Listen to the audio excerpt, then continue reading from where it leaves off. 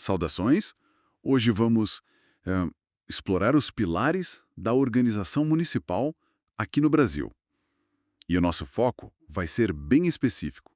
Canoas, lá no Rio Grande do Sul. Isso aí. A nossa fonte principal é a primeira parte da Lei Orgânica do Município, que é um material, assim, essencial para quem está se preparando para o concurso da Câmara Municipal de lá. Exatamente. Um documento fundamental. E a missão aqui, qual é?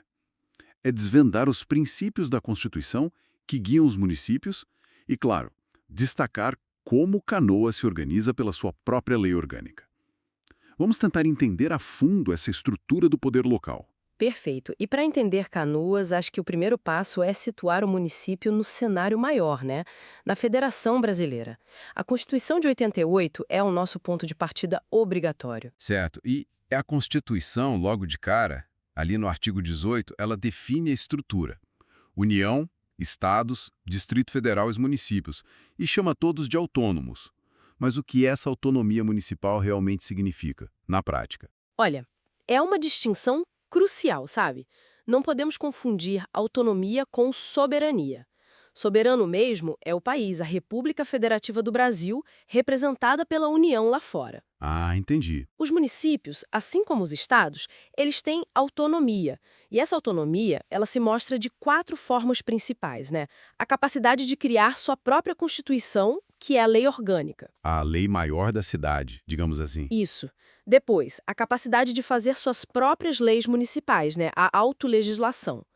Tem também a autoadministração, que é cuidar dos próprios assuntos, cobrar imposto, gerir serviço público, orçamento. Gerenciar a cidade no dia a dia. Exato. E, por fim, o autogoverno. Eleger prefeito, vice, vereadores, seus próprios representantes. Então, a lei orgânica é tipo a expressão máxima dessa auto-organização municipal. É a lei fundamental da cidade. Mas ela não é totalmente livre para dizer o que quiser, né?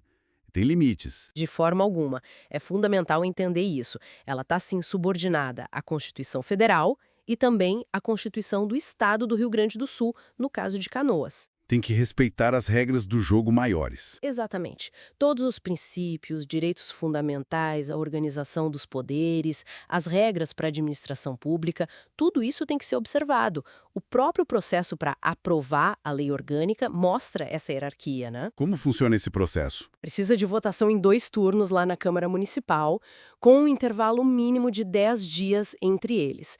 E a aprovação exige 2/3 dos vereadores. E um detalhe, quem promulga, quem publica a lei é a própria Câmara, isso reforça o papel dela. Falando nessas regras maiores, a própria Constituição Federal, lá no artigo 29, já meio que desenha umas linhas gerais obrigatórias para todos os municípios, não é? Sim, são balizas que toda lei orgânica tem que seguir à risca. Por exemplo, as eleições.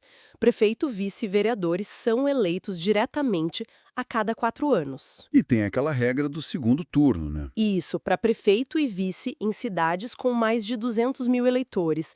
É o caso de Canoas, então lá pode ter segundo turno para prefeito. E um ponto que sempre gera confusão: o número de vereadores. A fonte aqui deixa bem claro que é proporcional ao número de habitantes, não de eleitores. Muita gente erra isso. Verdade, é um erro comum. Canoas, por exemplo, elegeu 21 vereadores na última eleição, com base na população. Outra regra constitucional importante que a lei orgânica tem que seguir é sobre a remuneração, os salários. Sim, os subsídios, né? O do prefeito, do vice, dos secretários é fixado por uma lei que vem da Câmara. Agora, o subsídio dos vereadores tem uma regra especial, uma trava. Qual seria? A Câmara fixa o valor, sim, mas ele só vai valer para a próxima legislatura, para os próximos vereadores que forem eleitos. Tá, para evitar que eles legislem em causa própria, né? Aumentando o próprio salário na hora. Exatamente, é um mecanismo de controle para dar mais transparência e evitar esse tipo de situação. E quanto às imunidades? Vereador tem as mesmas proteções que um deputado federal ou senador? Não, não tem. A imunidade do vereador é mais restrita.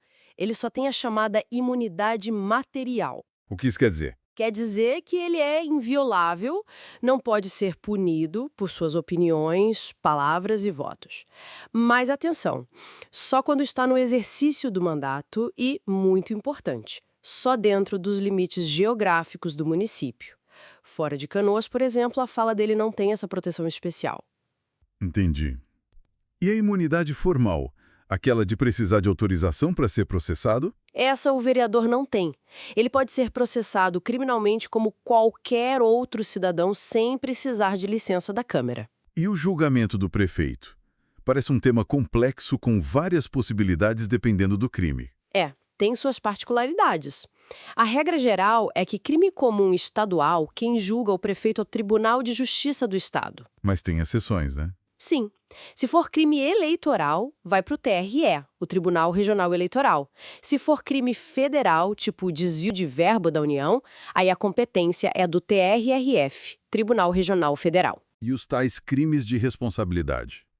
Esses são infrações político-administrativas definidas em lei federal. Quem julga esses crimes, que podem levar à perda do mandato, é a própria Câmara Municipal. Mas, olha, é importante diferenciar. Se o ato for também um crime comum, aí o judiciário atua. E para ações cíveis, tipo improbidade administrativa, não tem foro privilegiado nenhum. É julgado na primeira instância normalmente. É um sistema com várias camadas mesmo.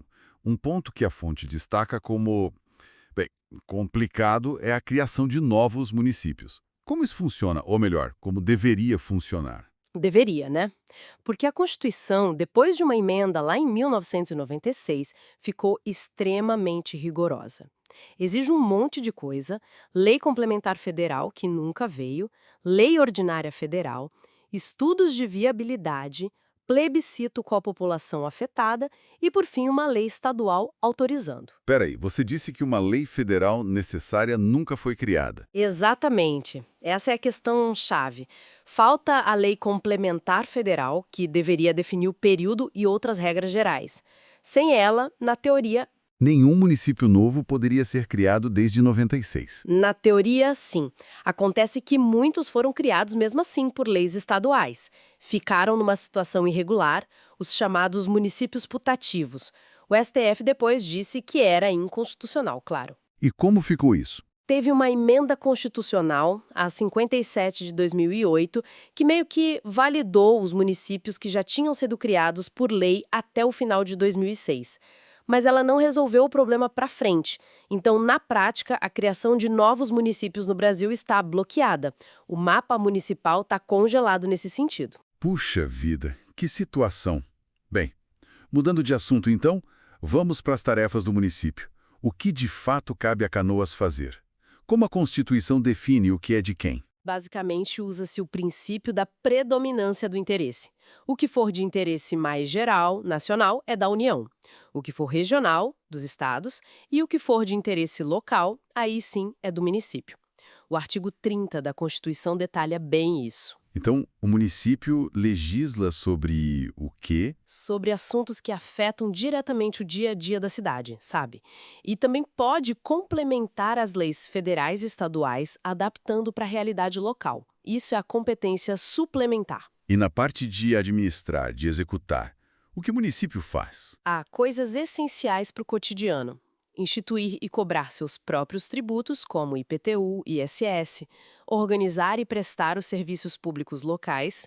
O mais famoso é o transporte coletivo, que a Constituição considera essencial. Ônibus municipal, por exemplo? Exato. Também manter creches e o ensino fundamental, geralmente em parceria com Estado e União, né? Cuidar da saúde básica, postos de saúde, também em cooperação. Planejar o uso do solo urbano, o famoso plano diretor, que diz onde pode construir prédio, onde é área residencial, etc. E proteger o patrimônio histórico e cultural local. Definir o que é esse interesse local parece ser o ponto central. E às vezes dá briga, né? O STF já teve que decidir várias coisas. Com certeza. O STF já disse, por exemplo, que fixar horário de funcionamento do comércio é assunto local, sim. Mas horário de agência bancária, não, porque aí mexe com o sistema financeiro nacional, que é da União. Faz sentido. Exigir medidas de segurança em bancos, tipo porta giratória, vidro blindado, banheiro para o cliente esperar, isso é interesse local. Mas regra geral de trânsito, tipo obrigar os assentos de segurança, isso é nacional, competência da União. Entendi as diferenças. E além dessas competências mais exclusivas ou suplementares, tem as comuns, né? Aquelas que todo mundo tem que fazer junto. Isso, as competências comuns, lá do artigo 23 da Constituição e a Lei Orgânica de Canoas repete isso. São áreas onde União, estados e municípios têm que atuar em conjunto, colaborando. Saúde pública é o exemplo clássico. Assistência social, proteger o meio ambiente, cuidar do patrimônio histórico, combater a pobreza. Tudo isso é tarefa de todos. E Canoas ainda adicionou algo específico na lei orgânica sobre isso. Sim, ela detalha um pouco mais, mencionando explicitamente coisas como licenciar estabelecimentos comerciais e industriais, fiscalizar higiene de alimentos e intervir para fazer cessar atividades que sejam prejudiciais à saúde, segurança ou sossego, o chamado poder de polícia municipal. Ok, acho que integramos bem o cenário constitucional. Agora vamos mergulhar especificamente na Lei Orgânica de Canoas.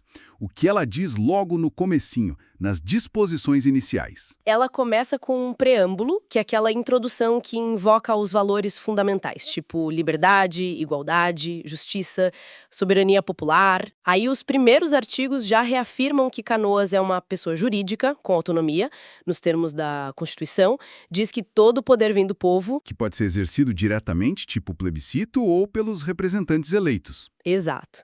E estabelece a separação clássica dos poderes, legislativo, que é a Câmara Municipal, e o executivo, que é o prefeito. Diz que eles são independentes e harmônicos entre si. A lei detalha mais como essa autonomia de Canoas se manifesta e quais princípios devem guiar a administração da cidade. Sim, sim. O artigo 6º reforça que a autonomia se exerce pela eleição direta dos vereadores, prefeito e vice, e pela administração própria dos seus interesses. Já o artigo 7º lista princípios importantes que devem guiar a administração. Além dos constitucionais, como legalidade e moralidade, tem também transparência, cooperação com as associações representativas da comunidade, descentralização administrativa. E o artigo 8, ele lista competências que são consideradas privativas de Canoas. Isso, ele detalha mais o que cabe ao município fazer.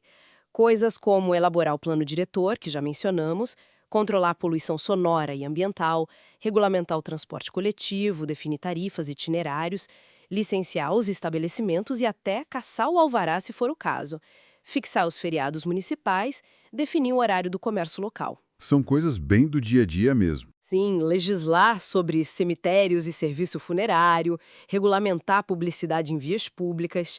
E o artigo 9º também é importante. Ele permite que Canoas celebre convênios e consórcios com a União, o Estado ou outros municípios para realizar obras ou serviços em conjunto. E tão importante quanto saber o que o município pode fazer, é saber o que ele não pode fazer. As proibições, o artigo 11 trata disso, né? Exatamente. São vedações bem importantes, muitas vêm direto da Constituição Federal.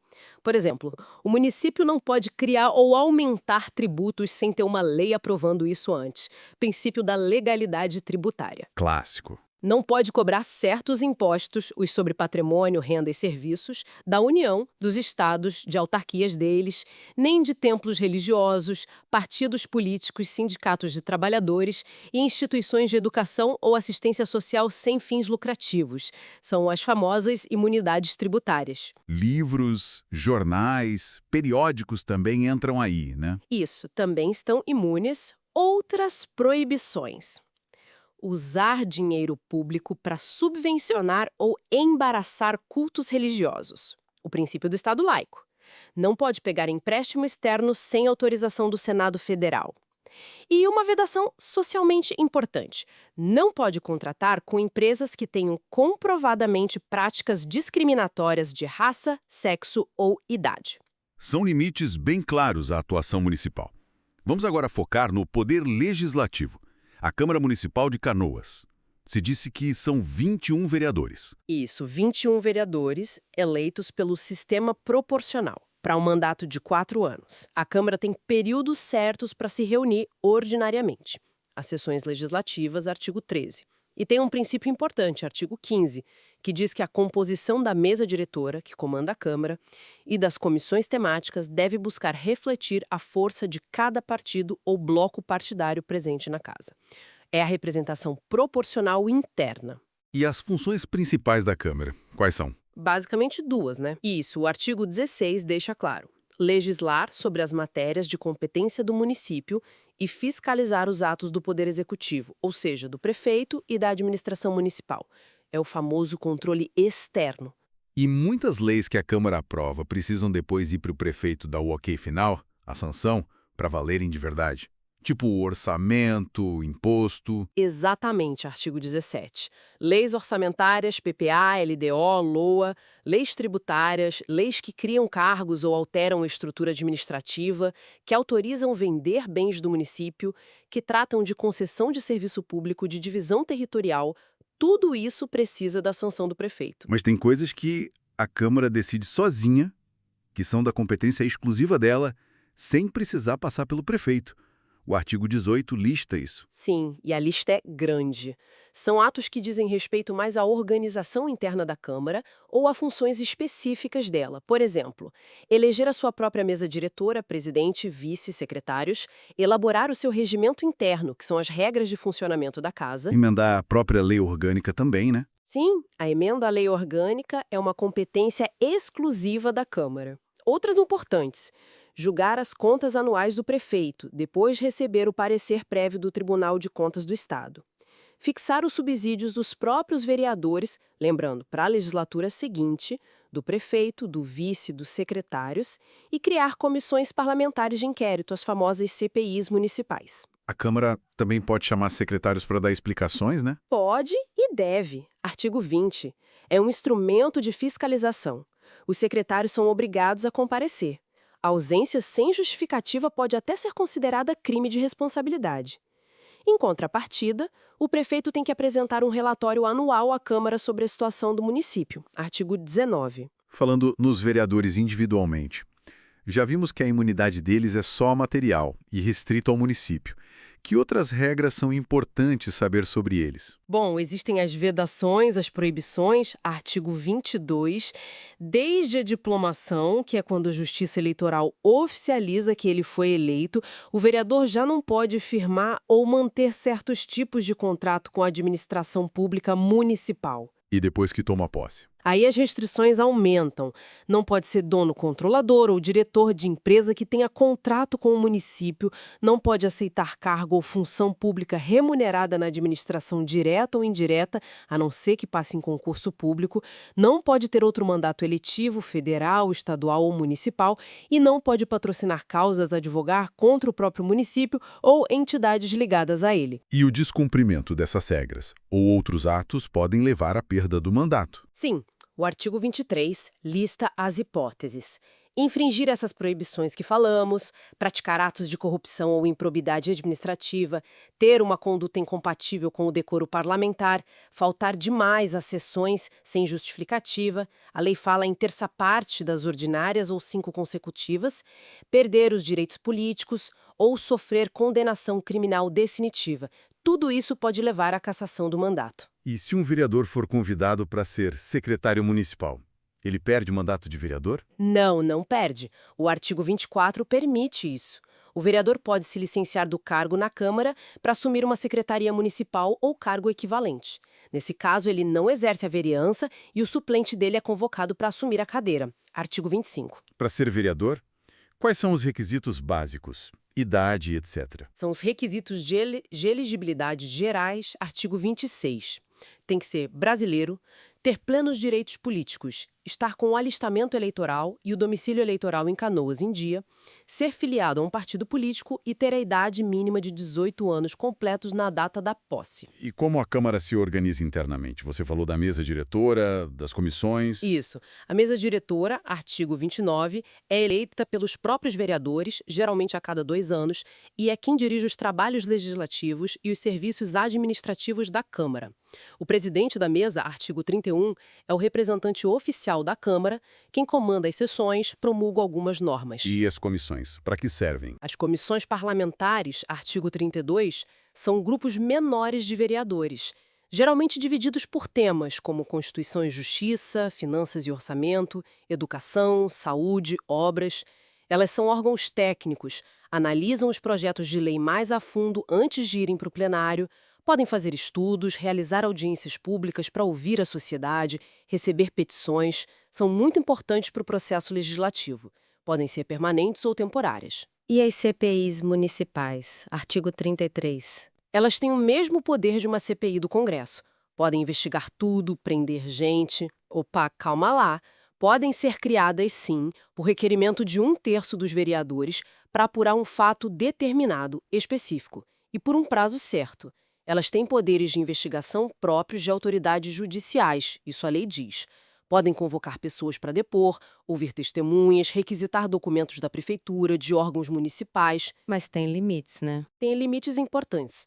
Uma CPI municipal, diferente de uma federal, não pode, por exemplo, determinar a quebra de sigilo bancário, fiscal ou telefônico de ninguém. Isso depende de ordem judicial.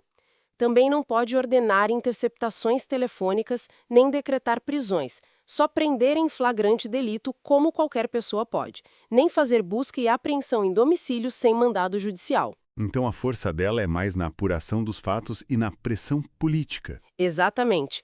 A função principal é investigar, juntar provas sobre irregularidades na administração municipal e, ao final, se for o caso, encaminhar as conclusões para o Ministério Público para que ele tome as providências legais cabíveis, seja na área civil, improbidade ou criminal.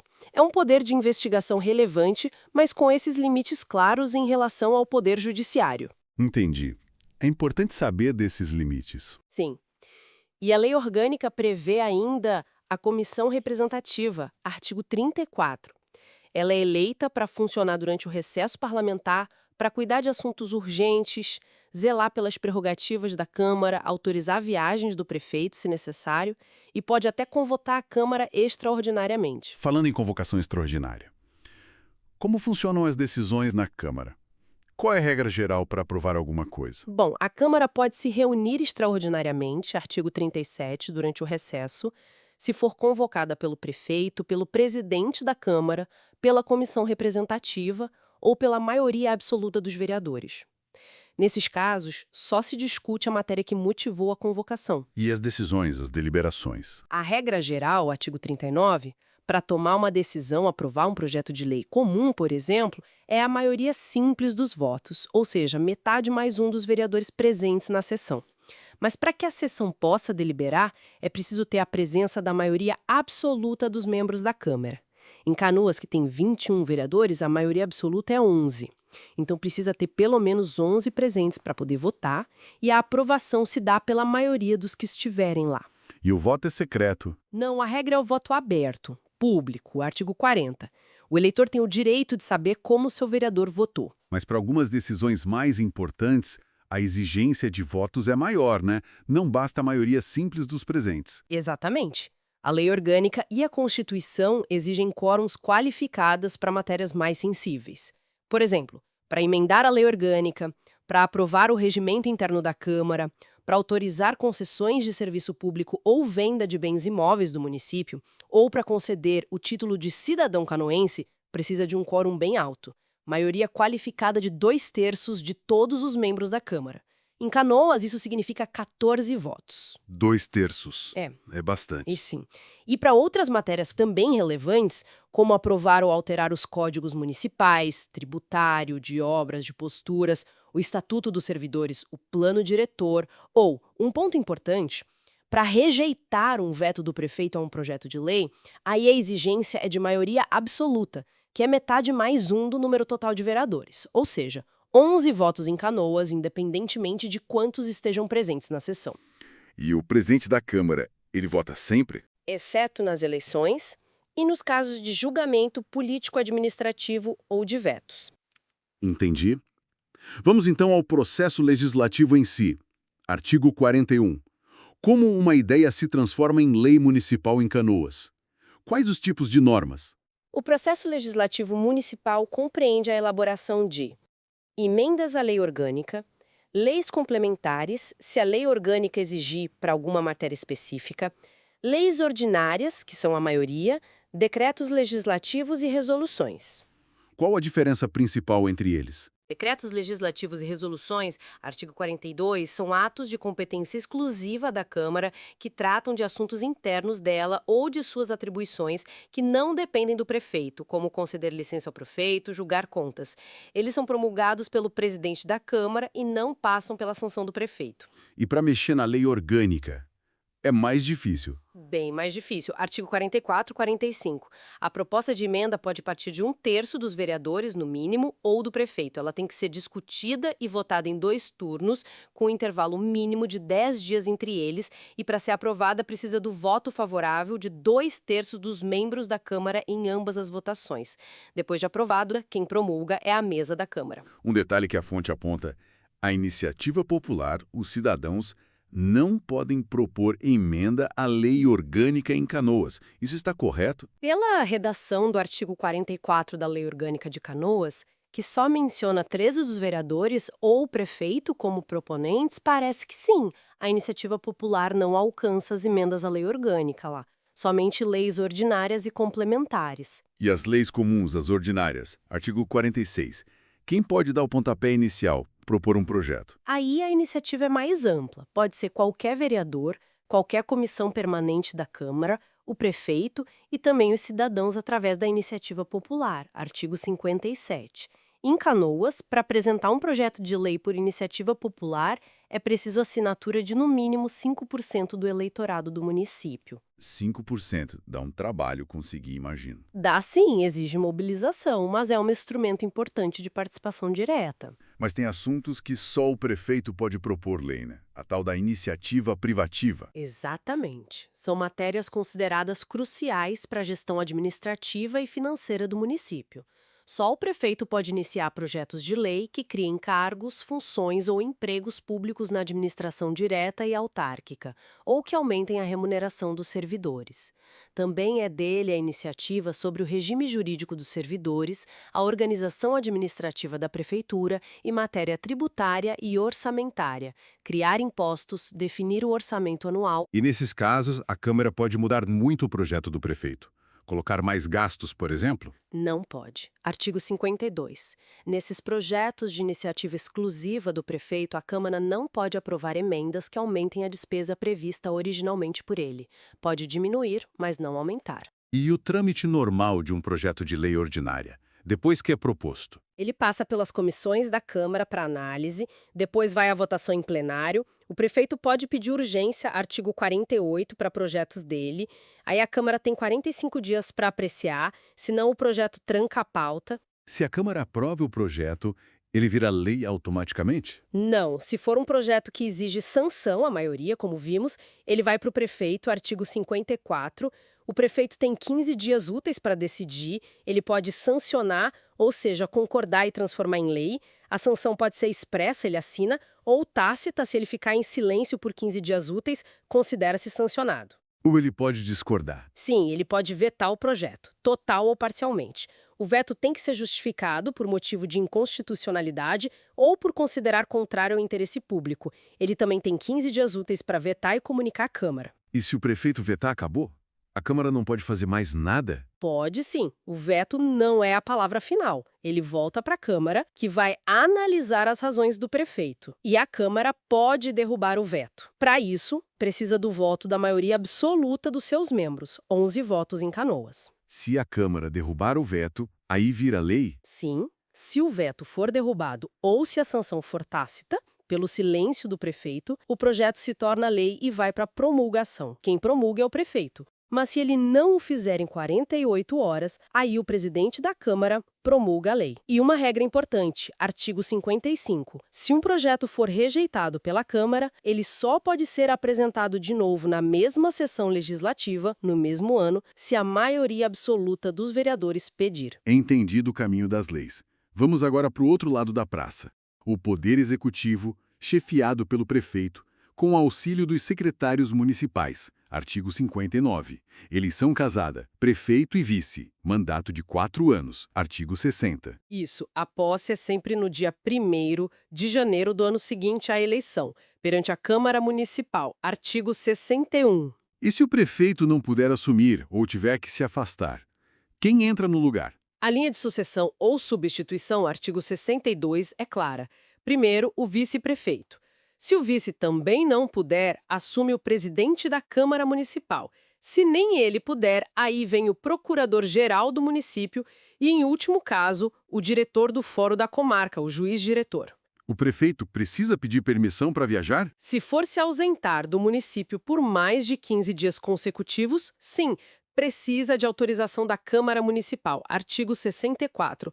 Para ser prefeito, além dos requisitos gerais de elegibilidade, tem a idade mínima de 21 anos, artigo 65. E quais são as principais tarefas que só o prefeito pode fazer? Artigo 66. A lista deve ser grande. É bem extensa, mas resumindo as principais.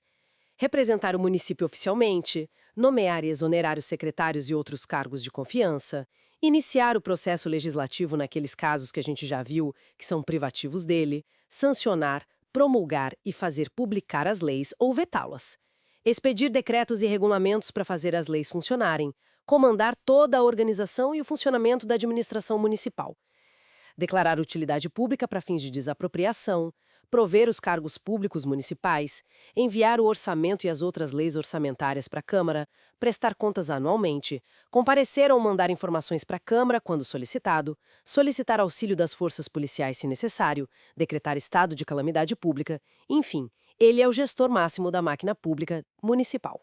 Ele também pode ser responsabilizado se fizer algo errado, né?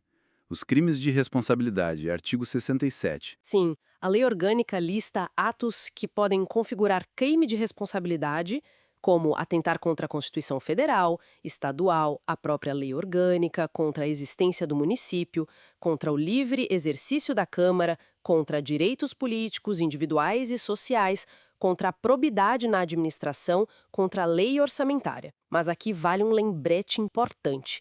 Quem define exatamente quais são esses crimes e como é o processo e julgamento deles é a legislação federal. Tem até uma súmula vinculante do STF sobre isso, a 46.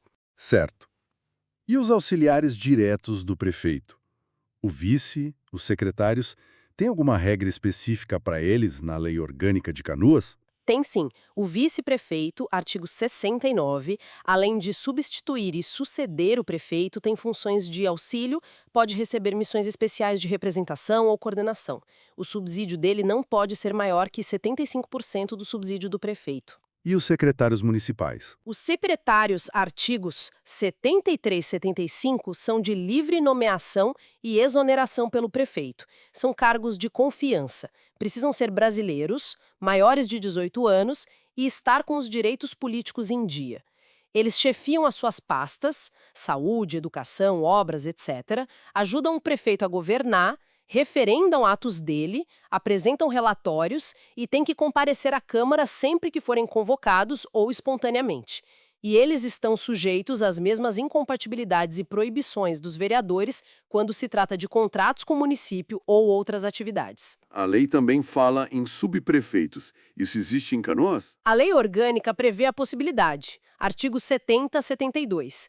Se o município for dividido em distritos administrativos, o prefeito pode nomear subprefeitos para administrar essas áreas, seguindo as diretrizes dele. A lei sugere que sejam moradores do distrito, preferencialmente. Aqui. Chegamos então na máquina administrativa em si, na administração pública municipal. Quais são os grandes princípios que devem guiá-la em Canoas? O artigo 76 é bem explícito. Ele traz os famosos princípios do acrônimo LIMP, que vem direto do artigo 37 da Constituição Federal. Legalidade, impessoalidade, moralidade, publicidade e eficiência. E a Lei Orgânica de Canoas ainda adiciona outros importantes: razoabilidade, transparência e participação popular. E as regras para os servidores públicos municipais? O acesso aos cargos, direitos? Aqui também muitas regras espelham a Constituição.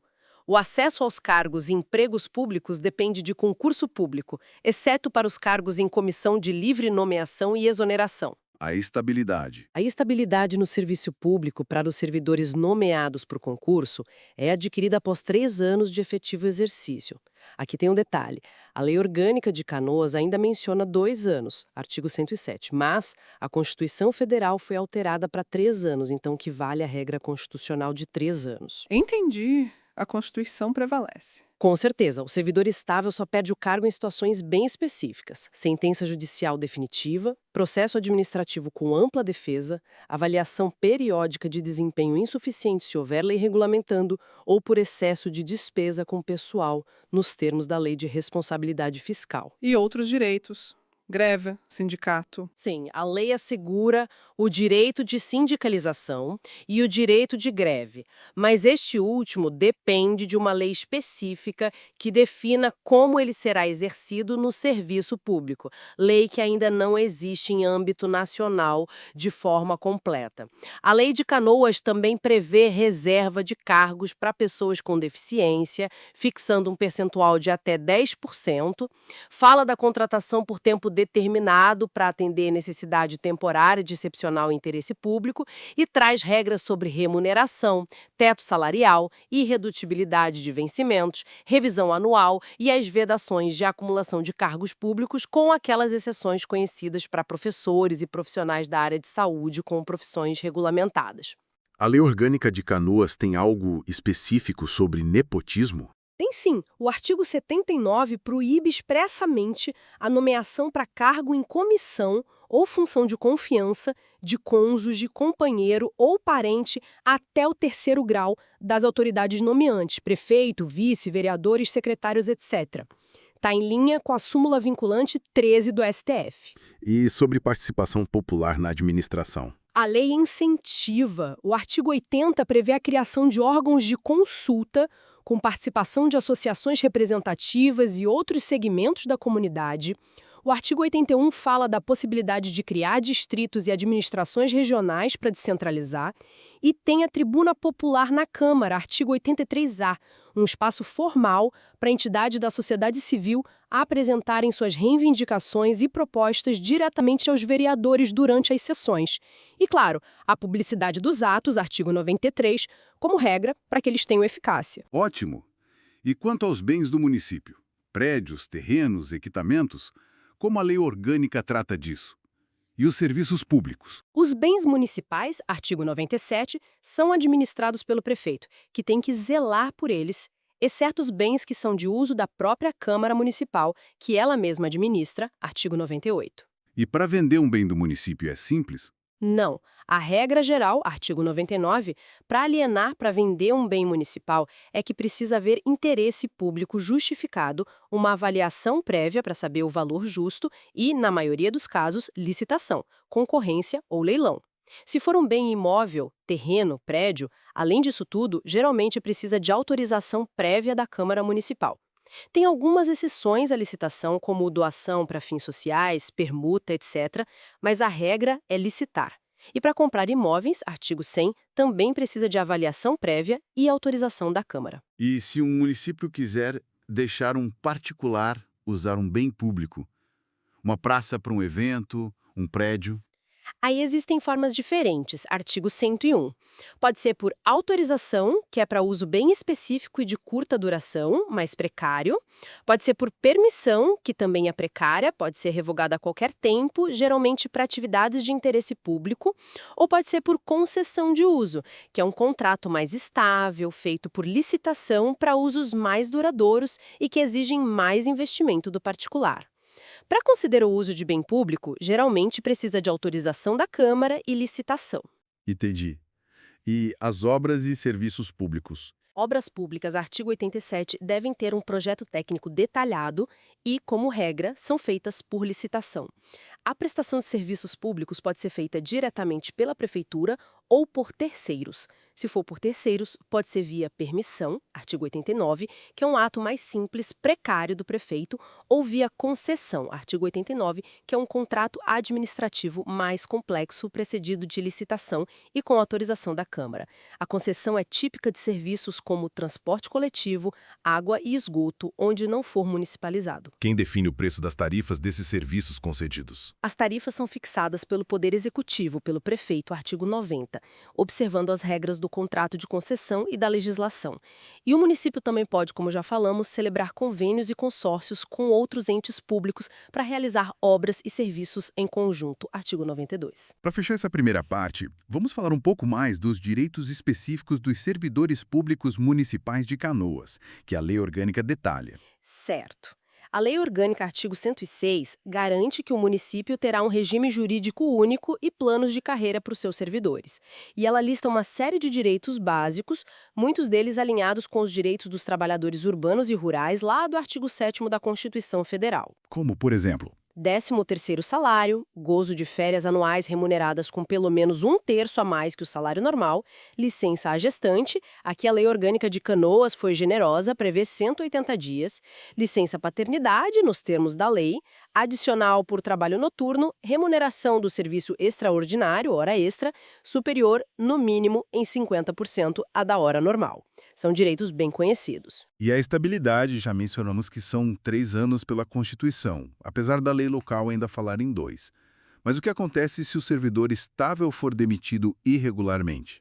Se a demissão for invalidada por sentença judicial, ele tem direito à reintegração ao cargo, com ressarcimento de todas as vantagens que perdeu, artigo 108. Se o cargo dele tivesse sido extinto ou ocupado por outra pessoa nesse meio tempo, ele fica em disponibilidade remunerada até ser aproveitado em outro cargo compatível. A lei traz mais alguma proteção ou direito específico interessante? Sim, tem regras sobre como fica a situação do servidor que exerce mandato eletivo, artigo 111. Garante um sistema de previdência e assistência para os servidores e seus dependentes. Artigo 111, 114 e 114-A. Estabelece uma data limite para o pagamento dos salários. Artigo 119. Proíbe que o servidor participe da gerência ou administração de empresa privada que tenha contrato com o município. Artigo 122. Garante os direitos sindicais, como licença para dirigente sindical. Artigo 123. E uma proteção importante. Proíbe a remoção ou transferência do servidor por motivo de perseguição política. Artigo 124. E tem algo sobre adoção? Tem sim um ponto bem sensível e positivo. Artigo 125. Os benefícios relativos à maternidade, como a licença, são estendidos às servidoras que adotarem ou obtiverem guarda judicial de crianças para fins de adoção. É um reconhecimento importante. Ufa! Foi uma passada bem completa, hein? Cobrimos desde a estrutura constitucional dos municípios até os detalhes da Lei Orgânica de Canoas, pelo menos nessa primeira parte que analisamos. Vimos como a autonomia funciona na prática, a divisão de tarefas entre prefeito e Câmara, as regras para os vereadores, para os servidores, a gestão dos bens e serviços. Foi denso, mas essencial. Exato. E acho que entender essa estrutura toda nos dá ferramentas para compreender melhor como as decisões que afetam o nosso dia a dia na cidade são tomadas, né? Porque certas coisas podem ou não podem ser feitas pelo município. Sem dúvida. E fica aqui talvez uma reflexão final para a gente pensar, conectando com o início da nossa conversa sobre a soberania popular, que a Lei Orgânica menciona lá no preâmbulo.